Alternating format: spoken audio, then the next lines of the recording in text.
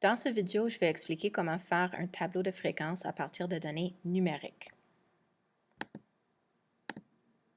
Ici, j'ai déjà choisi mes données qui sont la taille des élèves dans un échantillon.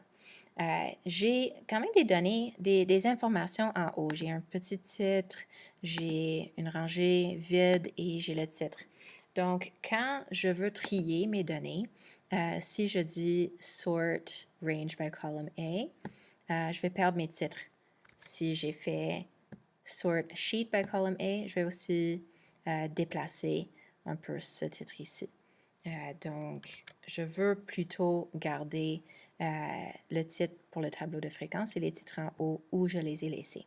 Une bonne façon de faire ça, en particulier quand vous avez plusieurs rangées en haut, c'est de cliquer ici sur la dernière rangée qui se trouve dans les titres importants et d'aller dire View, Freeze, Up to Current Row.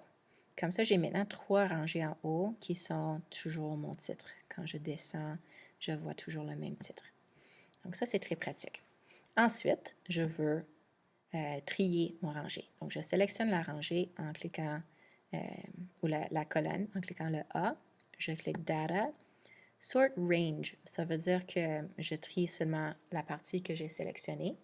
Je vais le faire par column A, de A à Z, donc en ordre croissant. Maintenant, on a les nombres de plus petits au plus grand. Pour faire mon tableau de fréquence, il me faut des intervalles. Pour bien choisir mes intervalles, il me faut absolument un minimum, une valeur minimum et une valeur maximum. Je peux aller descendre et regarder une fois que je les ai triés pour voir le nombre minimum et maximum. Mais même si je n'ai pas trié déjà, je peux n'importe quand dire égal, min, pour utiliser la formule, ouvre une parenthèse et sélectionne la colonne avec les données, ferme la parenthèse et ça le trouve pour moi. On voit quand même que le plus petit est 146. Et on sait quand on regarde que le dernier, beaucoup plus bas, sera 186,5. Mais je peux le trouver avec la formule égale max, ouvre une parenthèse, sélectionne la colonne de données, ferme la parenthèse et ça le trouve pour moi. Super.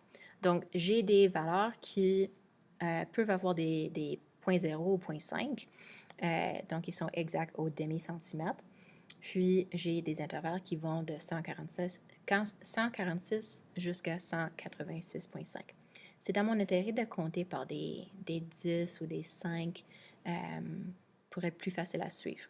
Donc, je suis très contente de dire, mettons, 140 à 149, 150 à 159, 160 à 169, 170 à 179, 180 à 189. Maintenant, j'ai besoin de compter. Là, j'ai une chose que je peux faire aussi pour utiliser une formule. Donc, je peux dire égal count. Ouvre une parenthèse. Et si je clique pour sélectionner la section qui contient les données que je veux compter. Clique et je glisse, ayant cliqué, jusqu'à la fin de la section à compter. Là, je remarque, j'ai quand même des 149,5. Donc, c'est une bonne idée de rajuster un peu mes étiquettes pour bien inclure le 0.5, vu que j'ai des données jusqu'à là. Voilà. Pour la prochaine partie, je fais égal count, ouvre une parenthèse, je sélectionne de 150 jusqu'à... J'ai trop sélectionné. Je veux descendre encore plus loin. Jusqu'à la fin des 150. Ferme la parenthèse. Égal. C'est ça. Ici aussi, égal. Count. Ouvre une parenthèse. Je descends jusqu'à 160. Et je glisse vers le bas. Vers la fin des 160. Là, je ferme la parenthèse. Égal. Égal. Count. Ouvre une parenthèse. Dans les 170e, je clique, je glisse vers le bas, vers ici, je ferme la parenthèse, égal. faut pas cliquer et ensuite sélectionner, ça peut faire d'autres fonctions. C'est important de simplement cliquer et glisser.